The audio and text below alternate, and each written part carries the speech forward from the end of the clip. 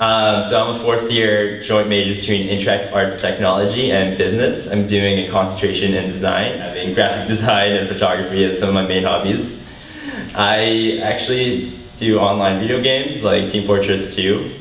So found out by SIAT from actually one of my sister's friends. I was like really debating in my life whether to go into engineering with like civic engineering and UBC, or whether to go to SFU and go to SIAT. And during that time in my high school career, I was like actually doing desktop publishing. I was like learning Photoshop and Illustrator, and I was like, okay, so I could either try engineering and like throw away my entire life towards this like really intense degree at UBC, or I could do something that I'm really interested in and like try it out. What's really cool about SFU is that you can really choose what to do with your degree. Like you could, for example, I'm doing a joint major with business and interactive arts technology. That's something that like doesn't really exist in like other universities.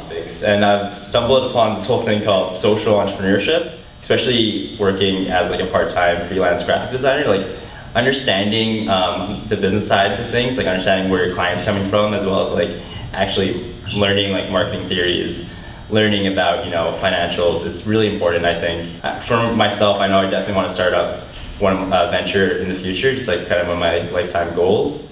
Interactive arts technology, like I'm so happy that I did interactive arts technology courses before I did business courses, because I found it helps so much. Like for example, in the classes I'm taking right now in business, you constantly have to do final pitches. Knowing the process of ideation like really helps, as well, especially for presentations. I know like for myself, like having the IAT skills just to be able to represent visually the ideas that you're trying to communicate, as well as just like having mock-ups of like the social venture that you're trying to create, really helps to communicate to the business audience. And it's tools that they don't quite teach you in business. As everyone probably knows in the design stream and interactive arts and technology, there's some prof and a couple of courses in design where you will be not sleeping and not eating and not having much of a social life. But it was all worth it. It was probably one of the greatest challenges and accomplishments I've accomplished.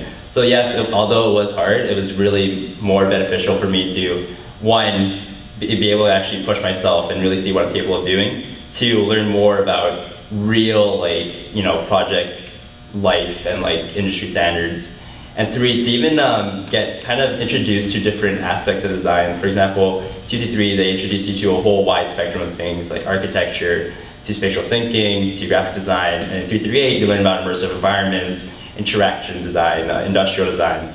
I would highly suggest separating the two. Like do, for example, your business first, and then do your IAT, or do your IAT then business, because a real challenge to me was when you're doing both at the same time, it's just two different ways of thinking. It's like, for example, IATs are project-based, and then some business courses are like kind of like studying-based, and it's just like, how can you study in your own time when you have to like meet up with like a group of people? So it's like, it's good to kind of divide the two out.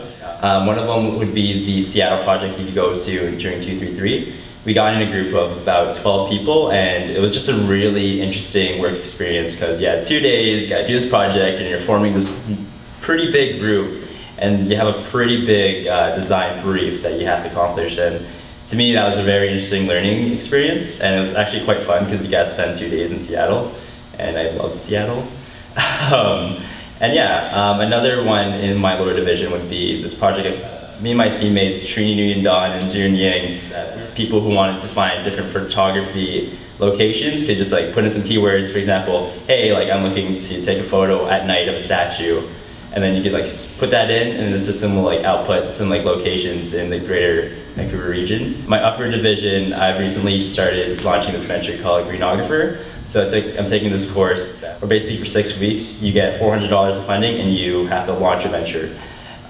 So to me, it was really cool to get real life experience trying to launch a real social venture. And it was really cool because you get like mentors as well that help you along the way, and they connect you with a lot of like interesting guest speakers. For example, we had Daryl Koch from Lululemon. He helped move the business from $1 million to $200 million. And we also had speakers like Mike Rowland from Junction, and Kate Story and Aaron Vitas, like all these great presenters and really informative about like real life business stuff. And I'm currently the student activities coordinator for the student life department at SFU Surrey. So I overlook the student ambassador portfolio as well as do events such as movie nights, Week of Welcome, and I help with the volunteer management during open house. Get involved, and as soon as you can. When I hit my second year and my third year, I just got super involved and I just found that my grades were getting way better. I got more friends and was like able to actually have fun. You know, having that social life at school through being involved, as well as getting like actual usable like job skills and like professional development through being involved with volunteer opportunities. 3 people dead or alive? That's a good question. I know one of them would be my grandfather. He passed away pretty early on in my life, so I wasn't actually able to meet him, but another one would probably be Jose Rizal. But he's a pretty famous Filipino hero, and he helped put Philippines on the map during the Spanish Inquisition, as well as like really fight towards Filipino rights. And another one would probably be Steve Jobs. This one's kind of like cliche, but I just really want to know, to get kind of like a one-on-one with Steve Jobs to really understand, you know, like because he's lived a very hard life. Ross Papa, when I took 233, he was one of the TAs, so knowledgeable about design. It was really, and a good person. It's like, there's like some people, you know, they're like smart, but not as good people as like Ross Papa is. In terms of student life stuff, I know Candy Ho and Amadon Kaletsis are some of my biggest idols. Amadon is actually also a joint major between business and interactive arts and technology, so it was interesting to have him as one of my mentors because he's going through the same path, or he went through the same path I did. So, and he's a very genuine person as well. And Candy Ho, super the bee's knees when it comes to like professional and personal development. Kind of like a socially awkward mix of my 3 mentors. If I could be like any kind of, have any resemblance to like the likes of Ross Papa, Amadon, or Candy, that would be a definitely life goal. Oh, SIATs.